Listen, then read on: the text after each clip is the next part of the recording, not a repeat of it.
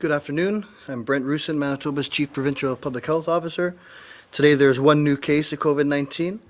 Total number of cases is 298.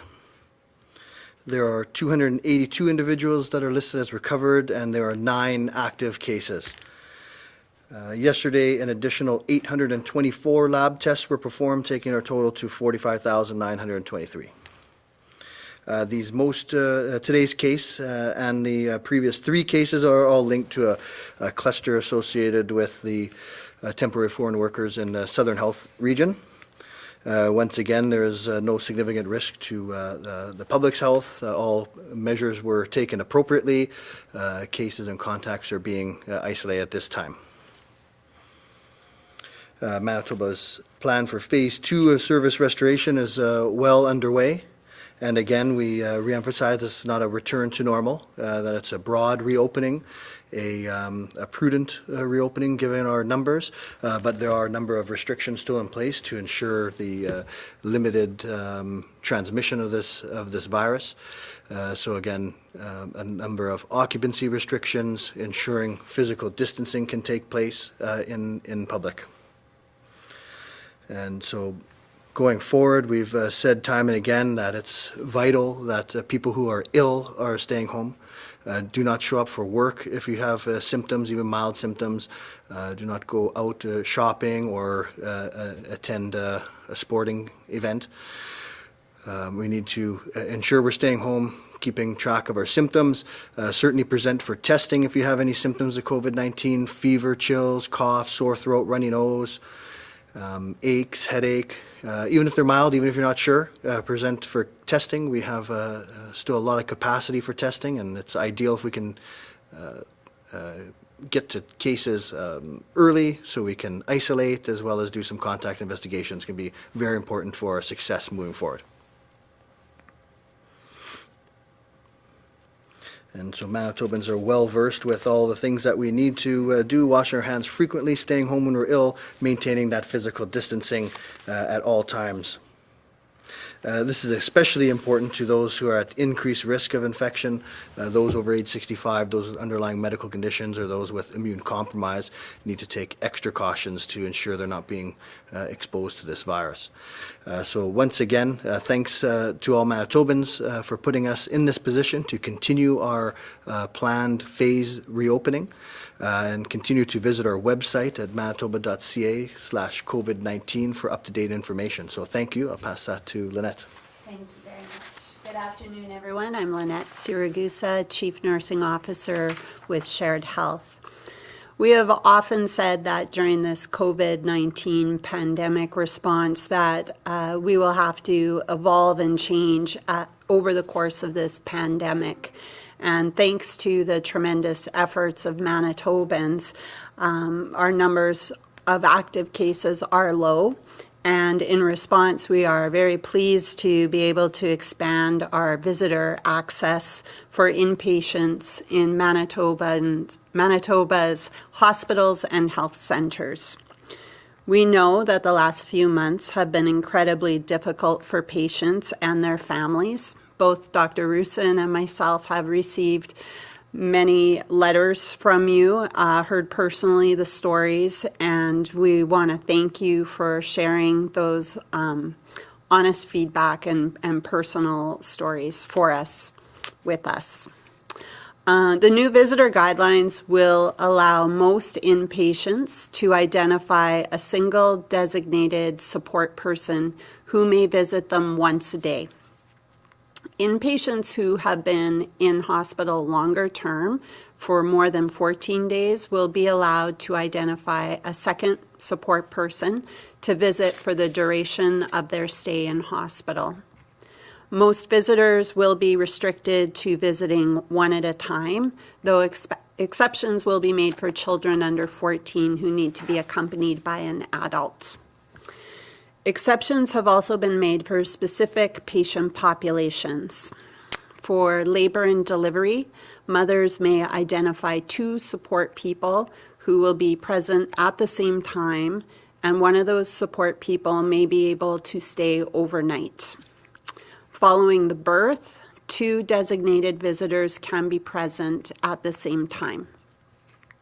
On pediatrics, 2 designated caregivers may visit every day, regardless of the child's length of stay, and 1 patient may stay overnight with the child. For end-of-life care, it is not always possible to accurately predict when this will happen, but the care team will consider the stage of illness, the trajectory of decline, and the projected timing of death. During the last 2 weeks of life, a maximum of 4 designated support people may be identified to visit. 2 support people may visit together anytime outside of visiting hours, so long as physical distancing can be maintained. Cancer Care Manitoba patients may also be allowed a support person if they require assistance in accessing their appointments or treatments. Patients who are suspected or confirmed with COVID will be allowed visitors, but it will be restricted somewhat. Clinical care teams will grant exceptions and work to make sure that the appropriate PPE is worn and applied appropriately. Visitors will continue to be screened upon entry, and those who have traveled, who have had close contact with a suspected or confirmed COVID case, and are required to self-isolate, as well as anyone who has symptoms, will not be permitted to visit. We expect this expanded visitor access will begin at some locations as soon as Friday, but at the latest early next week. Care teams will be in contact with families to discuss who the designated support people will be, preferred times of day for visits, as well as any specific operational information. And this will be another evolution as we learn and adapt through this pandemic. We believe these new guidelines strike a balance between protecting staff and patients, minimizing the spread of COVID, as well as ensuring that those vital connections with loved ones helps to promote health and healing. As facilities work to operationalize these new guidelines, we will assess the implementation and consider any changes that need to happen ongoing.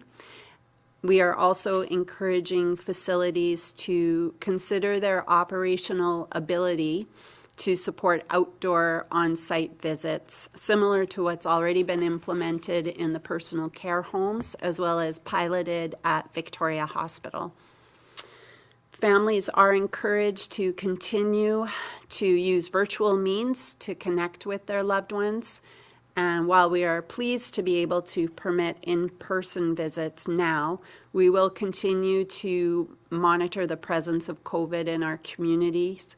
And if necessary, we may need to restrict access again to keep patients safe and our community safe from the spread of the virus. Moving on to testing sites. Community testing sites in Dauphin and Swan River have moved to new locations. Starting today, Dauphin's drive-through site is now located in the parking lot at Dauphin Community Health Services Building. Hours are 10 a.m. to 2 p.m. Monday to Friday. Meanwhile, the testing site in Swan River is now located in the parking lot at the Swan Valley Primary Care Center. And this site will be open Monday to Friday, 10 a.m. to 1 p.m. These community testing sites were formerly located at MPI garages, so I would like to say a big thank you to MPI for allowing us to use this space over the past several weeks.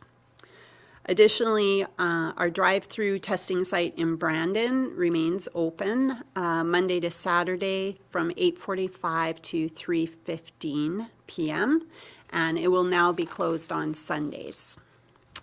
And finally, we will be winding down our Bison Drive testing site in Winnipeg in the next week or so, and we will have an update for you in the coming days as to where people can travel to get their testing in the south end of the city. Addresses and hours of operation for all community testing sites in the province can be found online at manitoba.ca/COVID-19. And with that, we can open the line to questions. Thank you. A reminder to our reporters on the line, you will have one preliminary question and one follow-up question. Up first this afternoon from the Brandon Sun, Kyle. Hello there, this is Kyle from the Brandon Sun. I'm just looking, I suppose this question is for Ms. Arguta. Can you just clarify what the visiting access was before this date and how it differs from the new policy you guys have? I'm not sure what the evening, I can't recall off the top of my head what the evening access was, but I do know the volumes were quite low in Swan River and Dauphin, or they were decreasing over time. So we wanted to ensure that there was access still available. But we can look into evening access and get back to you, Kyle. Okay, thank you. Actually, it's probably online. You can look at what the hours of operations are. And with regards to the hospital visiting hours, visiting access, what did those look like before today, just in general across the province? What have they looked like up until today? Yeah.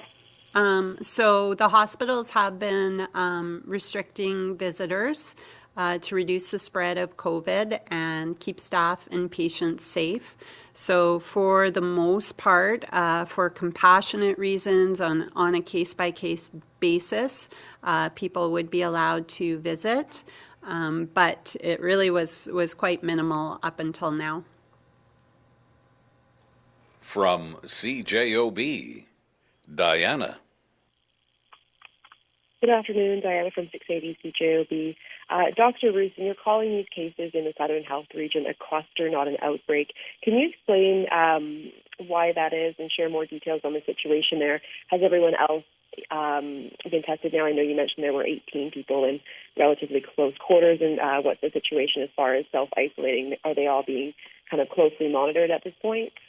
Right, yeah. And so, I mean, the distinction between a cluster and an outbreak isn't definite. Usually just a smaller numbers will term it a cluster in that area. So we had, there was 4 cases and 2 of the close contacts have tested negative, but they'll all be self-isolating. The other non-contacts, but also workers there, temporary foreign workers, have all been tested, and there are just 3 samples that are pending still, and then there were 6 local workers also tested, all came back negative. So that's why we don't feel there's any real risk to the public here. People are being self-isolated, and it appears that this will be a limited cluster. Okay, thank you. And just as a follow-up question for Lynette, with regards to the obviously plenty of changes coming up for visitors to healthcare facilities, as personal care homes have been doing outdoor visits for not quite the last week, but they have been having those outdoor visits. Can we expect to see some changes to personal care homes as well as far as indoor visits, or will they stay outdoors? Part of it is the ventilation and the traffic and also the risk to the population. We know those PCHs are high-risk areas just because of what we've seen throughout the country. So we do want to be extra cautious. We are looking, though, at the end-of-life care guidelines that we're setting up for acute care. We'd like to look at implementing those in PCH as a first step, and then we'll continue to evaluate as we go and make changes accordingly. From the Winnipeg Sun, Scott. Hello, Scott Doak here, Winnipeg Sun. Question for Dr. Roussin. I don't know, have you guys been able to quantify, like, how many people have returned to the province during this during the outbreak? And do you know how many people that have returned from travel have tested positive as opposed to those who haven't? Well, we don't have it's a very tough number to track on how many people have returned from travel, so we don't really have that. We know that the number of our known cases related to travel is about 47% of our total cases are related to travel. Yeah, I'm just trying to understand, like, it seems like, a lot of these cases, whether it's been the truck drivers lately or the temporary foreign workers, all had travel in, and I assume travel, at least for two of them, into the U.S. I'm just trying to understand the danger of traveling into the U.S. right now when it comes to people coming back and eventually maybe testing positive. Yeah, I'm sorry, you're breaking up a little bit there, but I don't have, certainly the proportion of returned travelers. We certainly know that these last 6 cases for sure have been travel related, and that's why we have a number of limitations on travel right now, certainly internationally, and then that's why we have our 14-day period self-isolation for interprovincial travel. And then certainly that we need to allow for processes to keep our supply chains moving. And that's why with the, truck drivers, that is exempted, but they do have guidelines that they need to follow, and certainly these recent 2 certainly did follow those.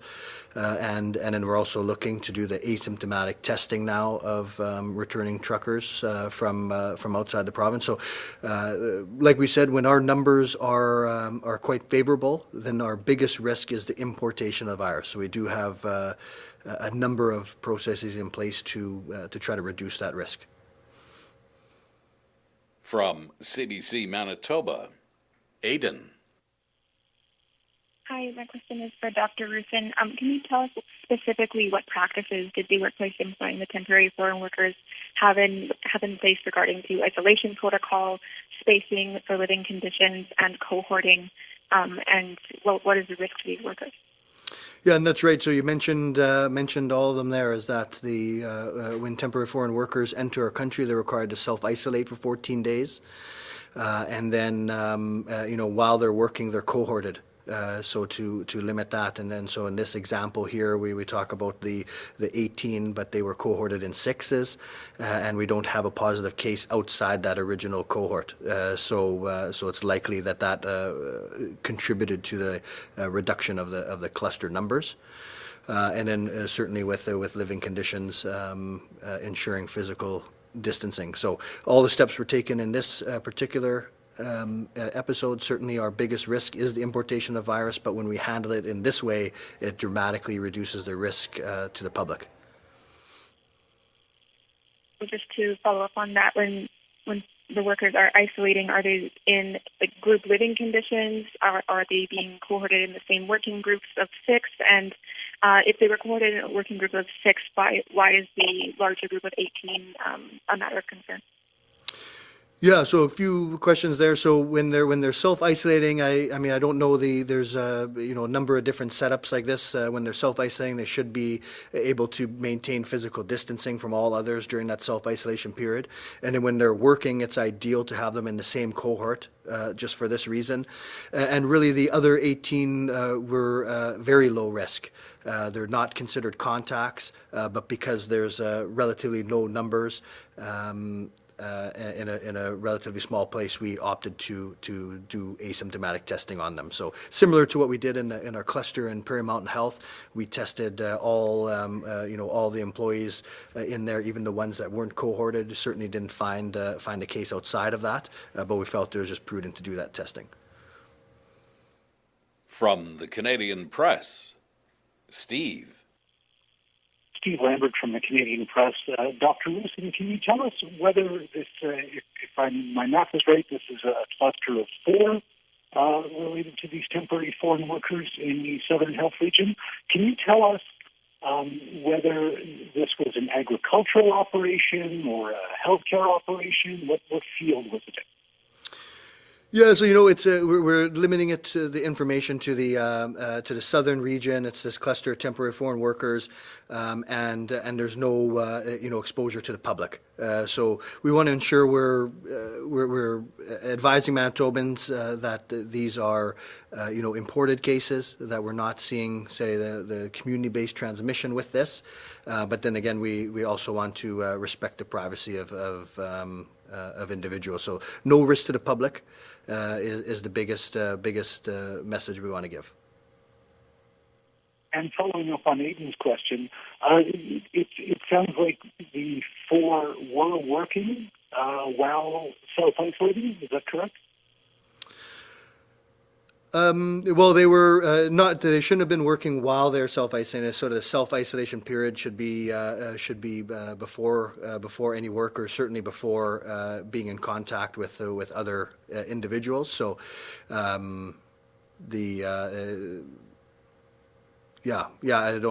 don't know the exact details on all of these things, but certainly there's no exposure to the public, and it doesn't appear to be really any exposure to anyone outside of that cohort. From CTV Winnipeg, Michelle. Hi, Michelle Grewing from CTV Winnipeg. I'm just wondering, with the patient visitor access, does most patients will be eligible? Can you maybe tell us who isn't eligible to have a visitor? I would say that's mostly on the unit, which we don't have right now, but we have designated units that are for COVID patients, confirmed COVID patients. So we call those our red zone areas.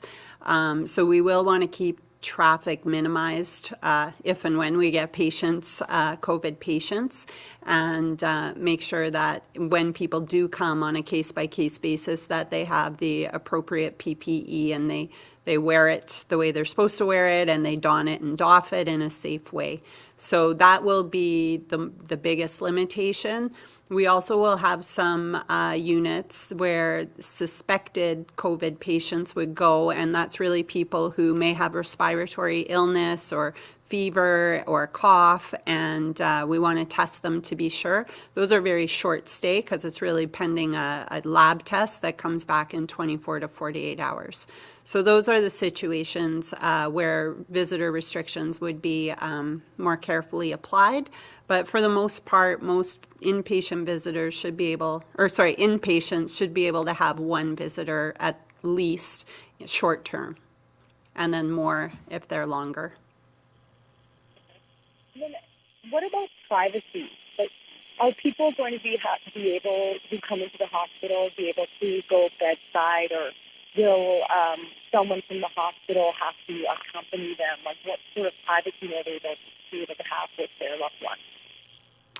Well, I think, it's really the physical setup of the hospital. So there are hospital rooms that have single patients, double patients, some even more than that. So it's an issue perhaps all the time, not just when COVID is around. So there are ways with if there's a place to move patients, if they want to meet with their loved one in a different setting, in a lounge, that's possible. There's also privacy screens that can be used. For sure, we have to work with the space we have, and we want to respect people's privacy, and we also have to respect physical distancing. So the staff are very much looking forward to having patients, their visitors, come back to the hospital, and they will do their best to make it work. From the Winnipeg Free Press, Larry.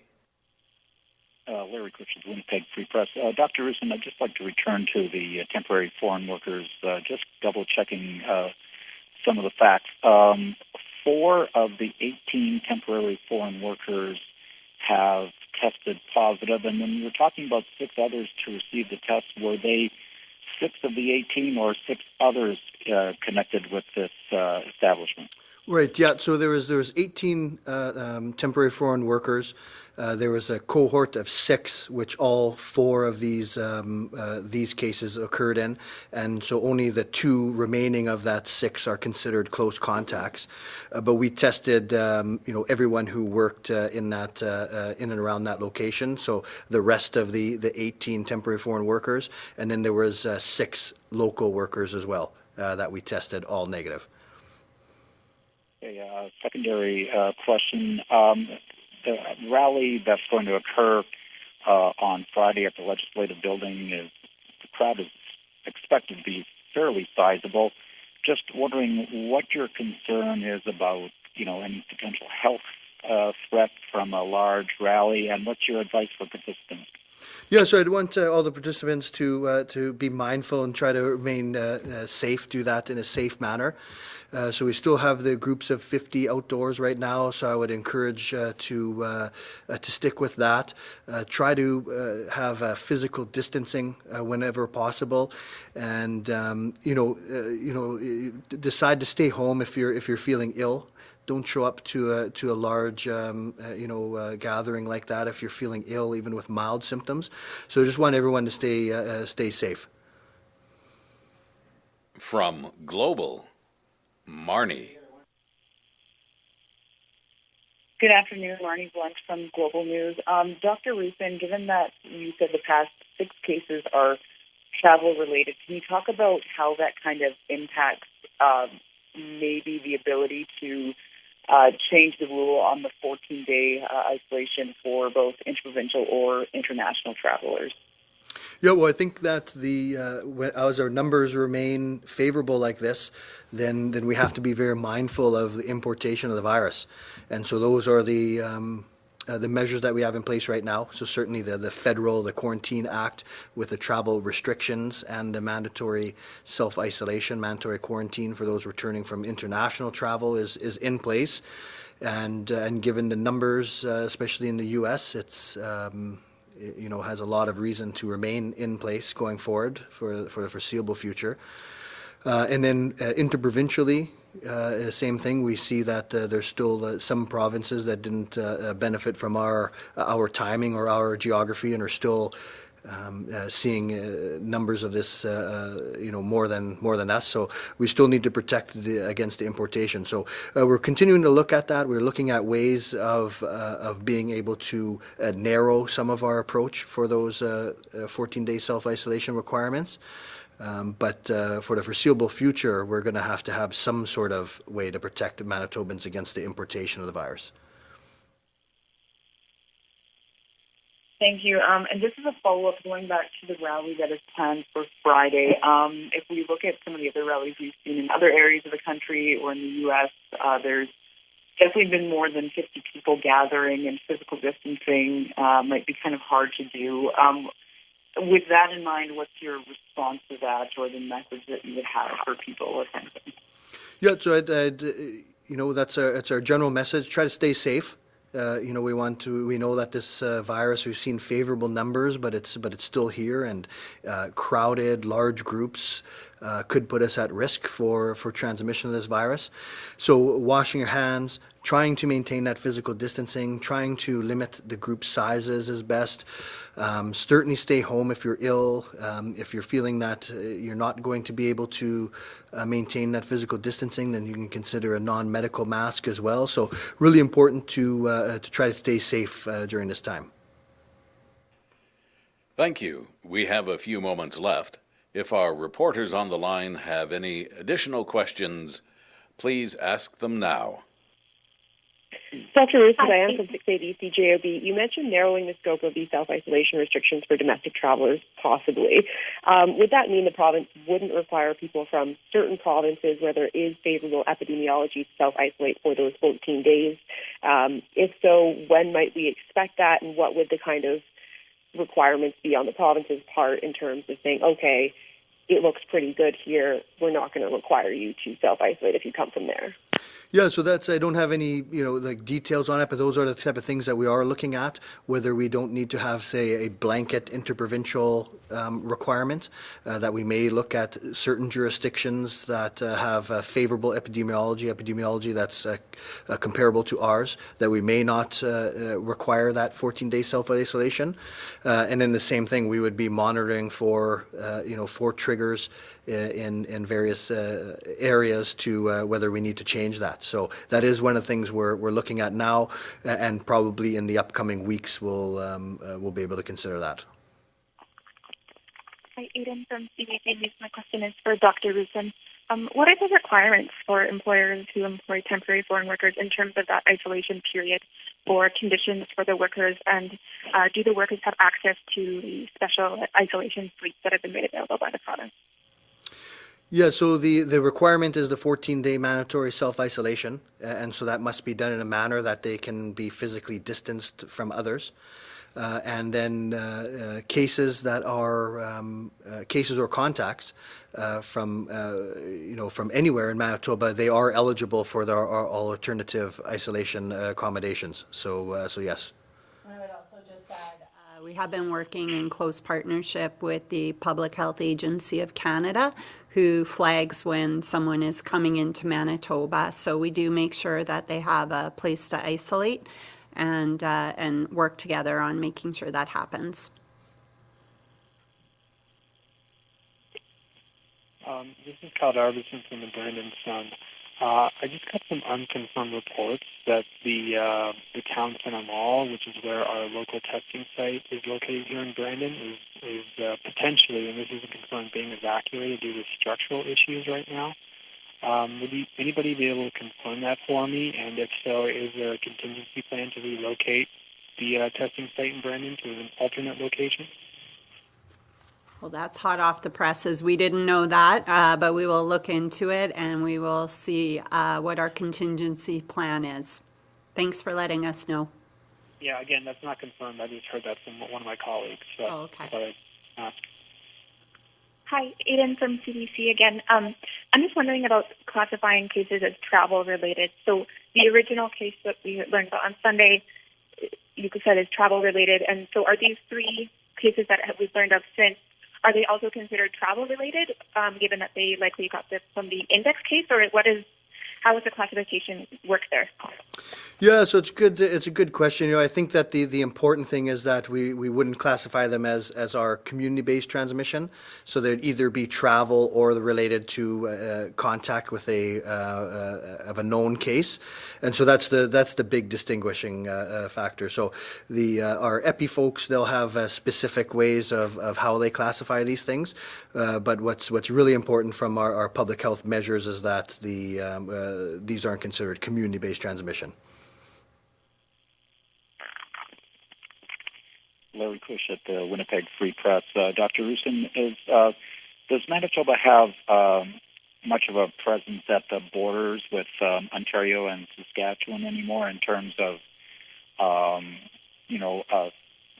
checking or speaking to people traveling into the province, or has that been done away with? Yeah, that's been rolled back over time.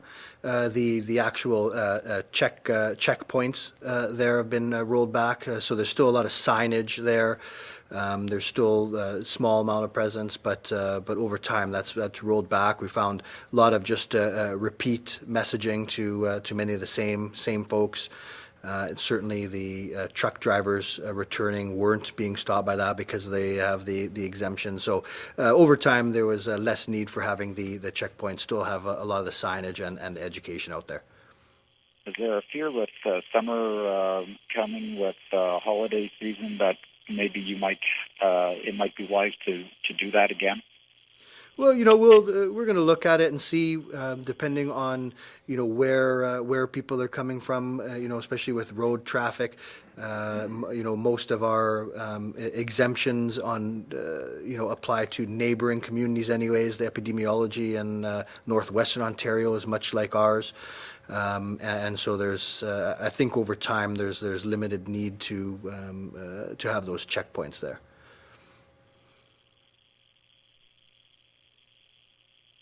Hi, Aidan from CDC. I'm just wondering about inspections for places, for workplaces in terms of making sure that employers are keeping all the protocols in place and making sure public health advice is being followed. So what is the province doing to ensure that places that employ, for example, temporary foreign workers are following the rules and keeping people safe? Mm-hmm. Yeah, so I mean, certainly there's stringent guidelines that are in place and processes that have to be followed with these temporary foreign workers. I'm not sure if I can speak precisely to to the follow up on that. Certainly workplace safety and health is involved in many workplace issues here. I don't know for sure if that is one of the areas that they are involved in, but we can follow up. But I know that there's very stringent policies in place for hiring and for following up on temporary foreign workers.